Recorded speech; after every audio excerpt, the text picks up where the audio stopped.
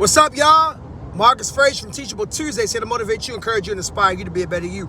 Thank you for joining me today. Greatly appreciate it. I'd like to welcome you to another Teachable Tuesday Shorts, where in 5 minutes or less, I do my best to talk about a topic that you came up with in the community or something we can talk about. And today, I'm going to talk about the number one phrase that I absolutely cannot stand when it comes to someone who is a cheater. You know what that phrase is?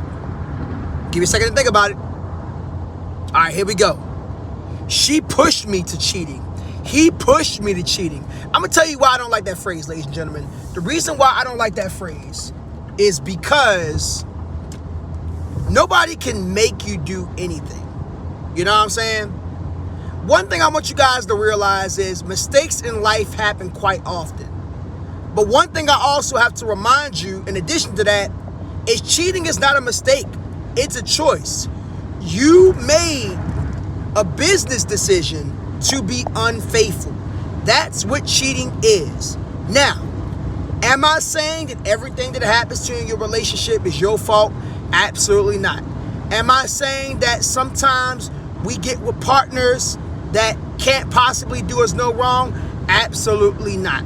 There are a lot of different things that happen in a relationship. You have a lot of ups, you have a lot of downs, and that's just the way the cookie crumbles. We can all agree on that. The problem that I have is when people automatically are like, oh, well, you know, they pushed me to this because I wasn't getting this, or I wasn't getting that.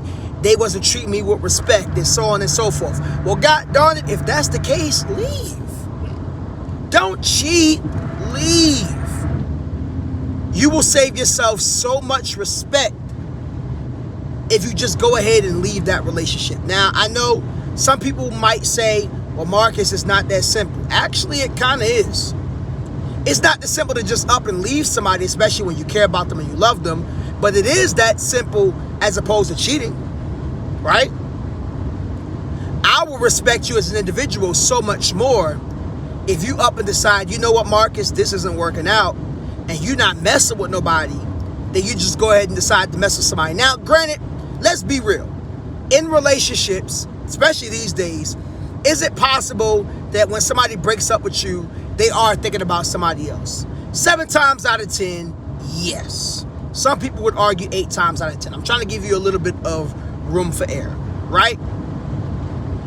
Regardless of what that 7 or 8 times may look like, if a person doesn't do it and they move on, that's a good thing on their part, because guess what? At that point, they're single, you're single, you both can do what you want. Now, should you do it? I wouldn't say that, but again, you can do what you want, really no consequence.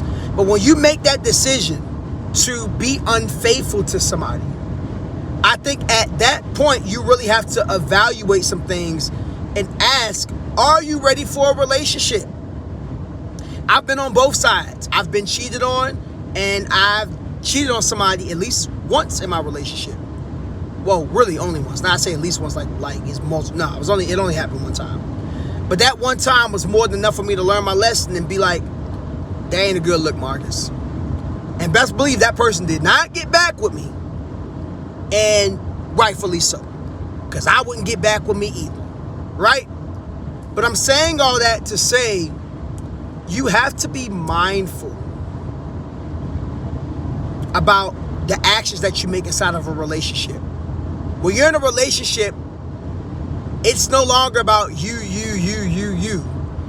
And I know a lot of people like to extend the argument of you're single till you're married, which I get why people say that, and there is some truth in that. But at the same time, when you're in a relationship, you are practicing a level of commitment. And if you're not ready for commitment, you don't need to be in one. If you're ready to just go ahead and do things with other people over the first sign of somebody not doing you right, instead of maybe having a conversation with them or just simply walking away if the conversation's been had too many times, you might have to think about your resolve a little bit. That's just my personal opinion. So bottom line, at the end of the day, don't use that as an excuse as to why you cheated. If you cheated, just fess up and say you wanted to.